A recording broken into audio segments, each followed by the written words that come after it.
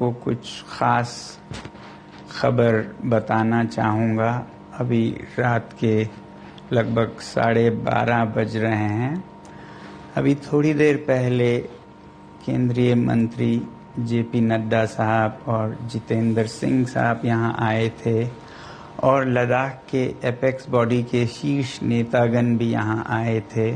और उससे पहले आप लोगों को मालूम है विभिन्न राजनीतिक दलों के लगभग 65 सांसदों ने आकर और हस्ताक्षर देकर हमसे अनशन तोड़ने के लिए कहा और वो संसद में इस मुद्दे पर नीट पेपर्स और परीक्षाओं की प्रणाली पर चर्चा करेंगे, ये आश्वासन दिया। और जो सरकार से इस तरफ से मंत्रीगण आए थे उन्होंने भी ये आश्वासन दिया, जिसका कि 2 दिन से हम बहुत ही कड़ा क्या कहेंगे, एक तरह का बार्गेन चल रहा था कि मुझे आश्वासन चाहिए और लिखित में चाहिए, और इसमें 2 दिन लगे और मुझे इसलिए अनशन पर 2 दिन और बैठना पड़ा, और ज़्यादा भी बैठ जाता तो आखिर में आज उन्होंने लिखकर आश्वासन दिया है। पर्यावरण कार्यकर्ता सोनम वांगचुक ने पेपर लीक मामले को लेकर पिछले 26 दिनों से जारी अपना अनशन समाप्त कर दिया है और अनशन समाप्त करने के बाद उन्होंने ये वीडियो जारी किया है। आपको बता दें, गुरुवार शुक्रवार देर रात केंद्रीय मंत्री जेपी नड्डा और डॉक्टर जितेंद्र सिंह के साथ हुई लंबी बातचीत के बाद उन्होंने ये फैसला लिया।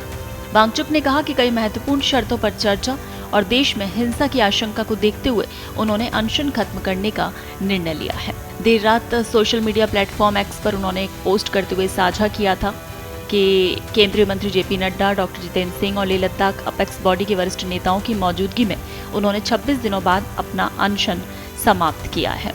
उन्होंने कहा कि बातचीत के दौरान कई अहम शर्तों पर सहमति बनी है, जिसकी पूरी जानकारी वो जल्द ही एक और वीडियो संदेश जारी कर देश के सामने रखेंगे।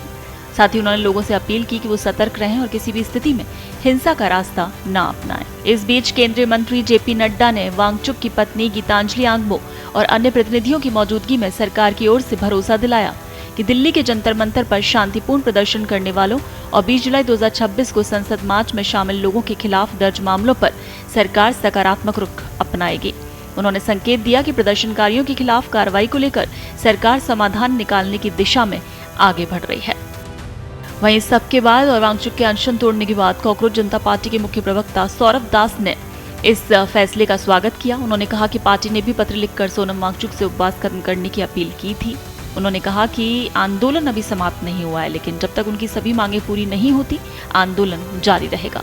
उन्होंने ये भी बताया कि सरकार ने उनकी ये मांग स्वीकार कर ली है कि बातचीत किसी निष्पक्ष स्थान पर हो और इसके लिए कॉन्स्टिट्यूशन क्लब ऑफ इंडिया को बातचीत के स्थल के रूप में चुना गया है। तो अब सभी की नजरें सरकार के साथ सीजेपी की बातचीत पर टिकी हुई हैं। देश दुनिया की ताजा खबरें और वीडियोस के लिए अभी डाउनलोड करें पत्रिका ऐप।